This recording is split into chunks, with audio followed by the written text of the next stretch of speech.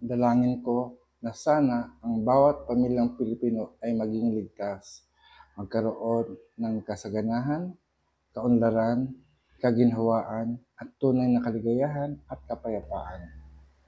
Ako ang Apo Adnan Agama ng Templong Anituhan ng Luntiang Agama. Sa araw na ito is talagang dinadalangin ko na maging ligtas ang bawat pamilyang Pilipino.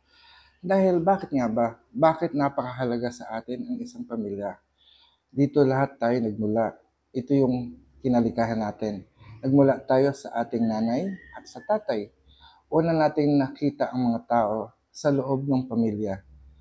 Pero nakakalungkot, habang umiiral ang panahon o tumatakbo yung panahon, no, ang nagiging pamilya na lang natin is tropa, mga barkada. Nakalimutan natin yung pinagmulan natin. Ito siguro yung sinabi ng ating mga ninuno na ang hindi lumingon sa pinanggalingan ay hindi makakarating sa paroroonan. Ang hirap kasi ngayon, panahon na ito, na parang lumalabas ang social media ang nagiging tama. Yung mga nakikita natin sa television, sa pelikula, ito yung nagiging pattern.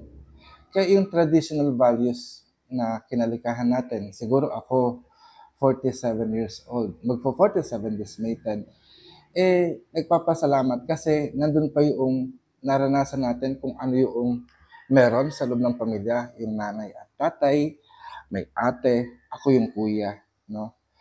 At kung paano tayo pinapalaki, merong palo, pero ngayon wala na yatang palo eh. Kaya ang daming krimen na nagaganap. Kagabi, napag-isip ako na ang pamilya mo ba ay nagpo-produce ng crime?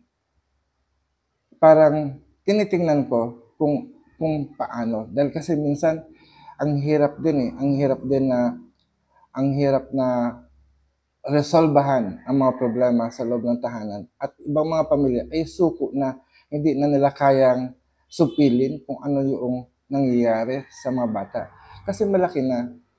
At ito yung nakakalungkot na parang kung nandyan pa ang nanay at tatay natin, pag malaki na tayo, nakagawa na tayo, inaasa pa rin natin sa ating mga magulang yung desisyon natin. O halimbawa, responsibilidad mo na pakainin pa ako, nasustentuhan mo ako. Something like that. Ako, paniniwala ko kasi bilang isang tao, pag ikaw ay nagkaroon na ng kasintahan, nag-sex na kayo, nakabuntis ka na, you should be responsible na hindi mo na dapat iasa sa mga magulang mo kung paano mo buhayin yung mga apo mo. Nung isang araw parang nainis lang din ako dahil kasi parang, kuya, gusto ko na mag-anak. Okay, go. Magtrabaho ka muna. Hindi kuya, gusto ko mag-anak kasi para matuwa ka, magkaroon ka ng baby. Guys, wag niyong iasa or parang wag kayong mag-decide kung ano ang ikasisiya ng ibang tao. You ask them. You ask them. Dahil kasi bawat isa sa atin, we are responsible to our own selves alone. Kung ano yung magiging kaligayahan ko, ako lang makakagawa nun. Yes, katulad nito, araw-araw na pagbablog, nasisiyahan ako dito. Ikaw, ayaw mo naman mag-vlog. Hindi mo mapipilit ako o hindi rin kita mapipilit na sumama sa aking vlog, di ba? O sa pagbablog. I think happiness is very individual. Kumbaga, hindi to generalized na ano. Yun nga lang, halimbawa, kunyari, magbabanggit tayo ng artista pagka nanonood ka ng TV, maraming audience. Maaring yung lahat ng audience na yun is nag-swak sa kanilang panlasa yung ginagawa ng isang tao. Even kayo dito, no? Hindi naman lahat ng kapamilya mo is pinanonood ako at pinakikinggan ako. Yan tuloy, naalala ko tuloy si Reverend Barbara sa United States, no? Naalala ko nung nagsimula pa lang ako nagbablog, sabi niya, na-encourage ako dahil kasi pinapanood niya daw ako. At hindi lang daw ako siya ang nanonood, kundi pati mga apo niya. Kaya nga lang, hindi ko, nagulat ako sa pagkakaalam na sa balita na siya ay matagal na palang namatay. Kaya pala hindi ko na rin nakikita kasi patay na pala siya. Although, umaasa ako, nakikita niya yung gawain ko at ginagabayan niya ako sa aking pagbablog kasi ako yung nagbablog ng Peace Prayer at may mga turo din akong ibinibigay doon sa channel na yun, sa Peace Prayer TV. Although, tinutuloy-tuloy naman natin dito sa Luntiang Agama, no? Once in a while, at ngayon, 100 days tayong tuloy-tuloy, nagbabahagi ako ng kaalaman at karunungan o experience o kung ano man ang tumatakbo sa aking utak. At yun nga din, no? Do not decide for other kung ano yung tingin yung maganda. Doon tayo kasi nagkakaroon ng kaguluhan, nagkakaroon ng, ng away-away kasi nagmamarunong na at pala decision ka na masaya ako pag ganito eh. So sasaya din siya sa ganun. Pero taking down notes, no? Parang sa prayer natin kanina, sabi ko, Nay, I'm praying to my mother. Siya yung guide ko. Humihingi ako ng pag-iingat at proteksyon at patnubay na rin ng karunungan kasi hindi naman ako nanay eh. Wala pa akong asawa at hindi ko alam kung paano i-save yung pamilya ko. Kaya umaasa pa rin ako sa patnubay nila. Hinihiling ko na ingatan ang tatay ko, ingatan ang mga kapatid ko dito sa Pilipinas, at saka yung kapatid ko rin nasa Amerika. Hindi na kami bata. Dati alam ko, 4 lang kami. Nanay ko at tatay ko, ate ko, at saka ako. Pero nung lumipat kami dito sa Bulacan, nagkaroon ako ng kapatid. 2 kapatid dito sa Bulacan. At ngayon, malalaki na rin kami. At ngayong malaki na kami, di ba, nagkaroon na ng jowa, nagkaroon ng asawa. So parang lumalaki kami. Lumalaki tayo. So nagkakaroon ng kaunlaran. Kumbaga nagkaroon ng progress yung pamilya. From 4, naging 8 na yata. 8 nga ba? Oo, dahil kasi nagkaroon ng mga partner eh. Pero bukod doon sa partner, nagkaroon din ng mga anak. So palaki ng palaki ang pamilya natin habang tumatagal. Kasi nga, while we grow up, we decide to have our own life. Pero ito yung biglang naisip ko na sa paglaki ng pamilya natin is dapat naging maunlad din tayo o nagkaroon din tayo ng kayamanan. Yumaman din tayo. No? Bakit? Paano yayaman? Siyempre, kasi 4 kayo, hindi lang iisa ang nagtatrabaho. Ang problema kasi sa pamilyang Pilipino, kaya tayo naghihirap, isa lang yung nagtatrabaho sa pamilya natin. Lahat tayo kumakain, pero wala tayong kinikilos. Pero nung unang panahon, narinig ko at alam ko, pinapatupad pa rin ng ilang pamilyang Pilipino, pag hindi ka nagtrabaho, hindi ka kakain. Narinig ko rin yan nung ako'y Kristiyano na biblical. Pag hindi ka kumilos, hindi ka nagtrabaho, hindi ka kakain. Diba? Kaya nga nagkaroon ng toka-toka system tayo. Tayong mga Pilipino. Naalala ko, may taga-hugas, may taga-ligpet, may taga-walis, diba? Taga-linis, etc. Para magkaroon ng tungkulin sa loob ng bahay. Ako noon, naalala ko, nung bata ako yung taga-hugas tuwing tanghali. Ate ko naman, taga-hugas ng gabi. Minsan, ako rin naglilinis ng banyo o nagwawalis, no? So, schedule yan. Tapos, pag Sunday, usually, is general cleaning at family day. Doon naman, kung general cleaning, yung nanay ko naman ang busy sa pagluluto at laging masarap ang pagkain tuwing linggo. Fiesta, ika nga, no? Diba? So, yun yung namimiss ko nung kabataan ko. Ewan ko sa inyo kung ginagawa pa rin ninyo ito o baka walang pagkakataong gawin to dahil kasi nga walang pera. Tingnan nyo, di ba? Kung maraming tao sa pamilya mo, ibig sabihin maraming kakain.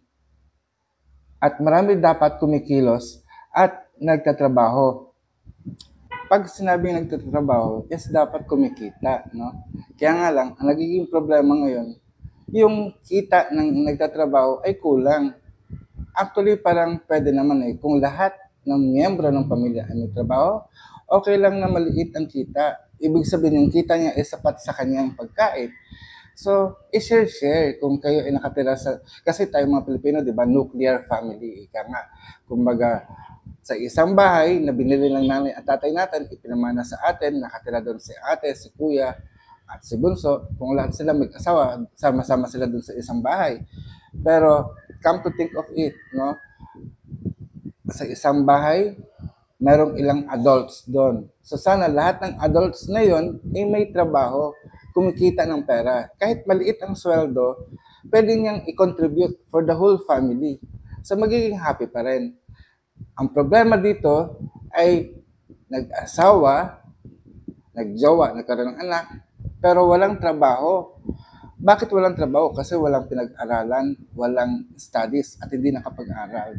Kaya guys, mga kalahi, mga anak diyan, kung pinag-aral kayo, focus muna sa pag-aaral, huwag muna magjowa. Kasi ang hirap pag nagjowa ka ganito, okay na may jowa. Pero during the jowa days o yung period na kayo magkasintahan, merong selusan. So pag nagselos, inaaway mo si boyfriend o si girlfriend, sa pagtatrabaho, hindi siya makapag-focus, laging mali, mawawala ng trabaho, mawawala ng kita, at mawawala ng pera, at mangyayari is magkakaroon ng gutom. At dahil dyan sa kagutuman na yan, is nagkakaroon ng krimen. Kahit tanong nyo, yung mga magnanakaw dyan na nahuhuli, bakit ginagawa nila ang pang-hold up, pagnanakaw, etc. etc. Kasi wala lang silang makain, gusto lang nilang kumain, kaya nakakagawa ng krimen.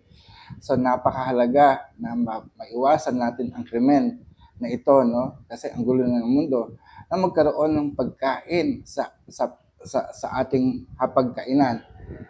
At maaaring itong makatulong na ma-prevent yung crime, di ba? Yung patayan, yung awayan. Kasi kung gutom ka, hindi tumatakbo utak mo. Pag hindi tumatakbo utak mo, ayun na kung anong kasamaan ang naiisip mo, di ba?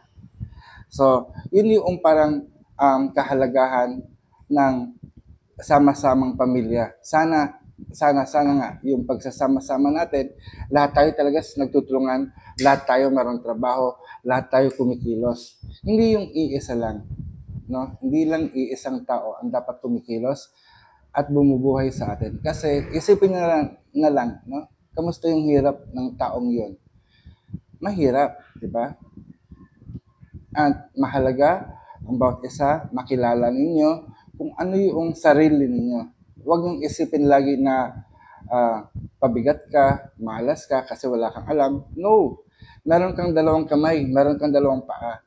Gamitin mo yon sa pagtatrabaho. Isipin mo, ano yung mga bagay na gusto mong gawin? Isipin mo lang yon. No? Isipin mo yung mga bagay na gusto mong gawin. At sa mga bagay na gusto mong gawin, yun ang gamitin mong pagkakitaan. No? Kasi hangad natin kaagad, halos lahat tayo, hangad natin magkaroon ng maraming pera, maging mayaman. Pero wala naman tayong kakayahan para yumaman. Meron nga ba? Tingnan mo, kumbaga nagkakaroon tawag doon job misplacement, parang yung skills mo ay hindi compatible sa trabahong gusto mo. Kung gusto mo talaga yung klaseng trabaho na yun, maraming pera, action, take action. Mag-aral ka, matutunan mo ang kumilos. Actually, wala talagang madaling pera. Merong iba sa inyo, gusto lang nakahilata, bibigyan ng pera. Hello? Talaga lang ha. Lahat po, pinagpapaguran. Kahit sabihin mo, sige, kahit sabihin mong pok-pok ka, pinagtatrabahuan yon, nagpapawis ka, binibigay mo yung katawan mo para kumita ng pera. In every reward, there should be a service rendered. Diba? Umaasa kasi tayo sa ayuda lang, sa tulong. Pag sinabing tulong, ibig sabihin, may kasama ka lang nagagawa, hindi yung hingi ka na lang. At yun din po yung mga kalahi natin na humihingi ng tulong sa atin. Guys, wala po akong pera din. Tulad ninyo, nagtatrabaho lang din tayo sapat. Itong channel ko, hindi to monetize. Hindi ako nagmamonetize dito. Hindi ako kumikita ng pera dito. Pero if you ask for my service, I could give it to you. Yun nga lang, merong bayad. Dahil kasi ito lang yung paraan para tayo kumita, no? Kaya tuwing linggo, nagtuturo po tayo. Yung turo natin, may bayad din po yun. Kasi ito po yung kabuhayan natin. Ito yung paraan para ma-maintain natin ang templo na ito. Mahirap ang buhay. Kailangan kumayod. At magpasalamat tayo, nakakaranas tayo ng paghihirap dahil kasi alam natin buhay pa tayo. So habang may buhay, asahan natin na mayroong struggles, mayroong mga pagsubok, may mga paghihirap na dumarating. Kaya yun ang ating laging pinagpapasalamat sa araw-araw na dumarating sa atin na mayroong challenges, mayroong gulo, At kung may gulo, ibig sabihin, meron kang kakayahan na ayusin ito. Huwag mong takbuhan ang mga problema sa buhay. Kasi kung aalis ka, sa pagpunta mo sa bagong lugar, panibagong gulo din. Wala tayong tatakasan, wala tayong ibang pupuntahan, kundi ang ating tahanan. Kung magulo ang pamilya mo, at nakikita mong magulo yon, ayusin mo ang sarili mo. Sarili mo muna, ayusin mo. Yung sarili mo, ayusin mo. At pag maayos ka na, harapin mo ang pamilya mo at isaayos din sila isa-isa. The reason why sila magulo, kasi walang liwanag sa kanilang tahanan. Kaya napakahalaga na manalangin tayo, hilingin natin ang pagpapala at biyaya ng Panginoong may kapal, na samahan tayo sa araw-araw, na bigyan tayo ng liwanag. Sa liwanag na ito, makikita natin, ay, ang gulo pala ng bahay. Then start working. Kunin mo ang walis, maglinis ka, ayusin mo, i-arrange mo ayon sa kagustuhan mo, na magiging mapayapa ang buhay mo. It's not the physical things, no? Pero tulad nga ng sinabi ko, kailangan lang natin ipaliwanag sa bawat isa kung anong kanilang halaga, their value. Kasi gusto nila, may value sila, may authority at may power sila. Pero kung yung power and authority na yon, it will come to destroy the family, your home. Somebody must stand up to protect and defend the family. Huwag po nating pahintulutan na sirain ng selfish desire ang isang pamilyang Pilipino. Kaya ito po muli ang Apo Adman, ang Templong Alituhan ng Lampiang Agama, nagsasabing, mayari na, pag-asatin. Paalam.